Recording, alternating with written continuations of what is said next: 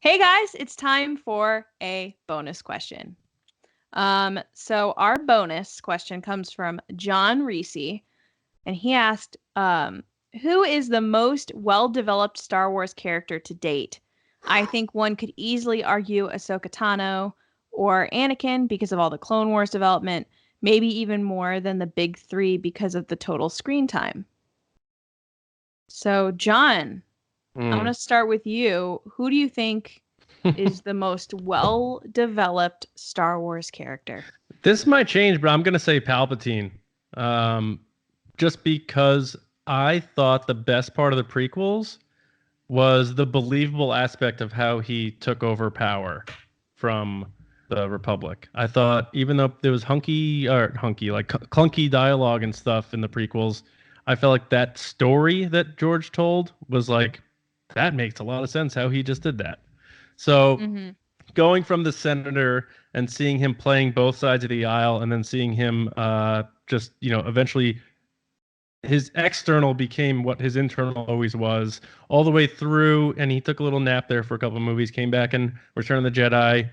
Best villain we've had in Star Wars, hands down, so far in terms of evil. And now he's coming back again, and maybe he could add to that even further. So his impact on three trilogies, I think, overarcs everything. So I think it really does come down to what he winds up being in Episode 9. But I know there's probably other better picks, but I got to go with Palpatine out of the gate. Yeah, I don't mean to be lame because John, not you, John, this John suggested it, but like I gotta say Anakin. Like it's kind of his story, and George always felt like it was his story, and it kind of ended when he ended.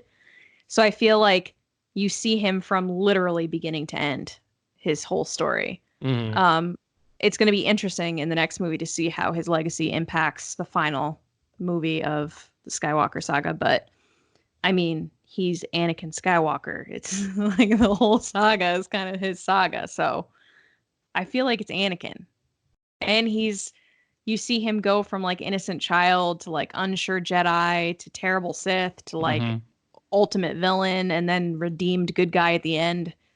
Just, yeah, Anakin. Yeah, I was not sure, and my first actual reaction to this was Palpatine, but like when I was reading the question, but then he answers the question by saying, "Is it Anakin or Ahsoka?"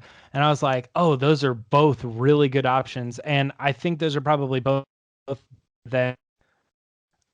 Uh, Palpatine is not a good pick because that's really good too. But I do think the correct answer is Anakin. I'm with you. Like Mm-hmm. Ahsoka's really close there too, but Anakin, I think the reason it's in my opinion better than Palpatine is because Palpatine he's always had one goal, and he's always been, I don't want to say he's one note, but you get what I'm saying. Whereas like we've seen the hero Anakin and we've seen the villain Anakin, Mm-hmm. and we understand how he got to those because we've watched his up and downs, down to the like littlest Sure. degree of like there's a comic book where he's like, I'm thinking about leaving the Jedi Order, and by the end of the comic book he's like, you know what, you're right, I'm going to stay in the comic, I'm going to stay in the order. So it's like even in that comic alone you see him go from like completely left to completely right. Right. It's Mm-hmm. just he's so developed. It's hard to argue that one specifically, but I yeah, agree. good question for sure. Yeah, the Anakin one, it seems like when you play, the James Bond video game and you're like, I want to be Bond. No, I want to be Bond. It's like, yeah, okay, and not to take away the pick, but I feel like Anakin's like the go-to pick there. Mm-hmm. But I think the reason why Palpatine rung with me is because it's been the same actor.